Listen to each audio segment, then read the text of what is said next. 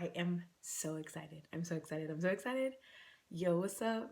Donyelle Denise Jones here. And this is like my first official vlog, yes.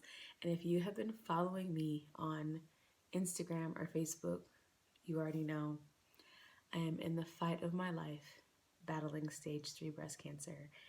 And I've been sharing my journey there, but now I'm over at the tube, the U to the tube, and I am going to dive deeper into sharing my journey, sharing my life, sharing, this fight that will hopefully inspire somebody else to live, strive, fight for the things they want in their life. And so subscribe, y'all. Let's do this. Let's dive into this first vlog. Today is all about the recap. It's been a little over a year since I've been in this battle. In April of 2016, starting from the beginning. April 2016, I found a lump in my breast in the shower. I thought it was the knot in my loofah, and I was like, probably not. You've been using a loofah since you were like 16, and you've never felt this before. Checked myself, definitely found a lump. It was hard. I wasn't in any pain, but I procrastinated in getting checked out just because, one, I was scared, and two, I had started a new company and I was working 60 to 72 hours a week, and time just got away from me. And fast forward to August of 2016, I checked myself again. That same lump that I found, 3 times the size. So your girl freaked the hell out. I was terrified. So I went and got checked out. During my ultrasound, not only did they find 1 lump, but they found 2. The one that I felt was actually malignant. It was cancerous. The other one was benign, which it wasn't cancerous, thank God. But it was so deep in there, I couldn't feel it. So I just thank God that the one that was cancerous was something that I could feel. So in order to, I could go get checked out. Because had I not had that lump I could feel, the other one could have been cancerous. And that's the thing, you've got to get yourself checked. You've got to be your own advocate. Do self-examinations. That's one, how I knew something was just different in the first place. But then sometimes you just got to go get your mammograms, even if you're younger. Start getting them in your 20s, start getting them in your 30s. I know they'll tell you not to, but there is nothing wrong with being your own advocate. Because had I not been in a place where I could feel it, and it had been the other one that I couldn't feel, it would have gone undetected. So it could have been growing and spreading, and I wouldn't have never known, because I wouldn't have even gone to go get a mammogram until I was at least in my 40s, and that would have been years later. So go get checked out, you guys. Do self-examination so that you know when something feels different. And if you feel something, don't do like I did. Go get checked out. Luckily, I caught it early enough, but had I gone in right away, I probably wouldn't have ended up having a double mastectomy. I probably would have just had a lumpectomy and just got rid of the lump and not both of my boobs. The cancer that was in my body was extremely aggressive. So I got diagnosed August 31st, 2016.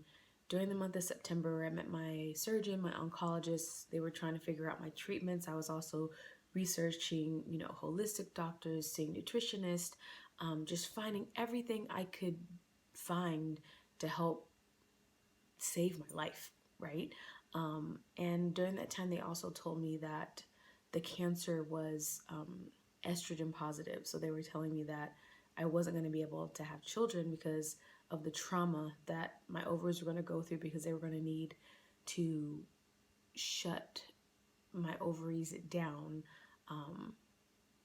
And that right there was devastating.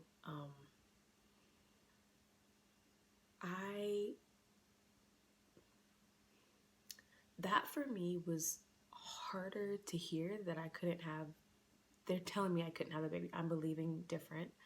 But at that time, like, it made me feel like a failure as a wife, a failure as a woman.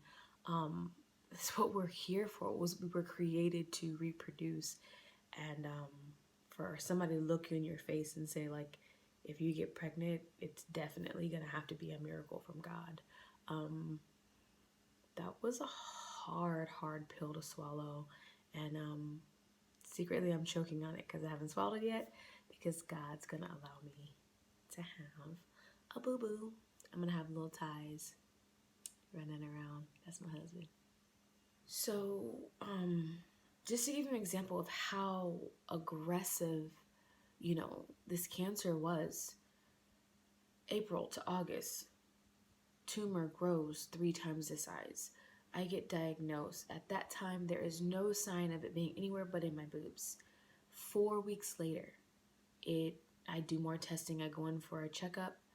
It's moved into my lymph nodes. Get another ultrasound. It's confirmed. Because of that, I was forced to have to do chemotherapy. But going back to what I was saying earlier, had I gone in right away, I probably would have just got a lumpectomy, which is just taking out the lump, and they would have been able to preserve my boobs. But because I waited and it grew, I caused myself to have to go through more treatment. But I started chemotherapy. Chemo was brutal, you guys. I was traumatized by it. I was viciously ill. I was disoriented. I was not functional. I would lay in bed in the dark, head under the covers, my eyes closed, and it felt like the room was spinning out of control and I was laying still. I had a throw up bag next to the bed, like on the way to the bathroom, just in case I couldn't make it to the bathroom in time because I was so disoriented. A lot of times I just had a cot, and I just slept in the bathroom. Between October, when I started chemo, and December, I lost like 40 pounds because I couldn't eat. Sometimes I couldn't even just hold down water. The side effects were brutal. By November, I started chemo in October. By November, I had lost my hair. I had zero appetite. I didn't want to eat. So not only if I tried to eat, I threw it up, but then I didn't even want to eat. I had zero appetite, which was the strangest thing. I developed neuropathy. Losing my hair wasn't actually that bad for me. Some women, that part of it is traumatizing because, women's hair means so much to them. For me, losing my hair wasn't a big deal because I've had every hairstyle on the face of the planet, but it was when I lost my eyebrows and my eyelashes. I felt like, and my skin started changing to a different color, but I felt like I didn't recognize my own reflection. And that went deeper than just the physical. It was also my spirit. My spirit was being broken. I was depleted in every sense of the word. Physically, mentally, emotionally. But I thank God for, all the support I had. By December, I did my best to be as positive as possible. But finally, I was just tired. And I was like, you know what? I'm just going to allow myself just to be sick today. And that one time I did it, I went down into a deep depression. And it was such a fight to get myself back from that place, that darkness. That was actually my motivation, that, I constantly read poems, my scriptures, sung worship songs. Even when I didn't feel like being positive, I knew I had to be, because had I gone to that dark place again, I didn't know if I could get myself out of it. It was such a scary place that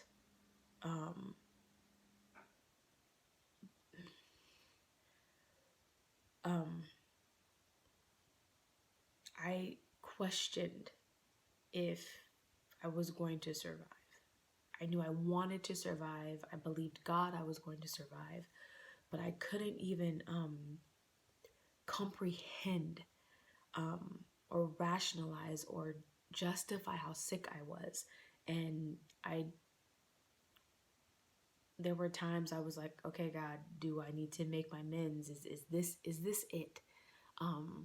But something inside of me was brewing that it was like, no, this isn't it. This is a part of your journey. This is a part of what you're gonna have to go through to succeed in finding your purpose.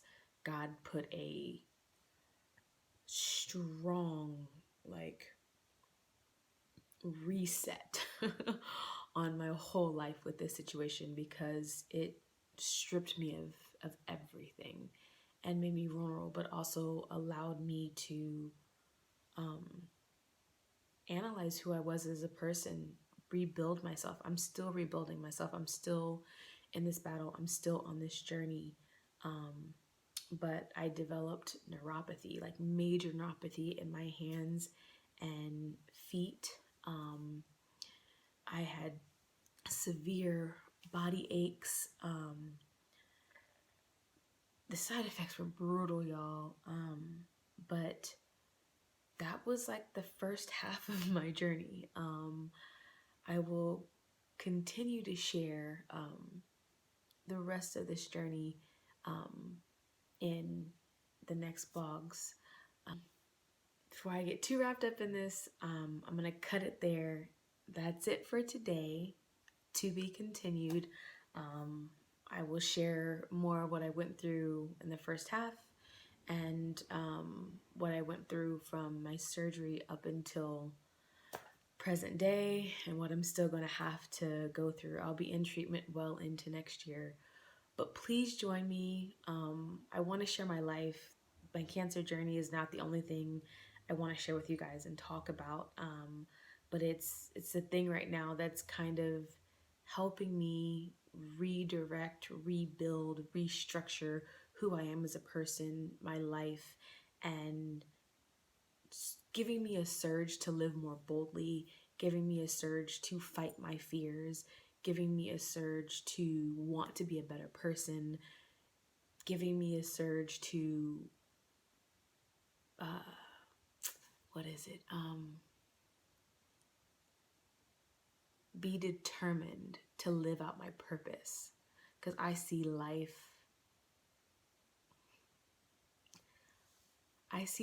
completely different now, and I have a different appreciation for life and a different gratitude for every part of life. I think all of the people who have supported me, without your support, without my wonderful, wonderful husband, without my family, I don't know if I would have got through this year. So please continue to follow this story, to be continued. This will happen every Monday, y'all. So join me every Monday. And next time, to the next time. Yeah, this is going to be good.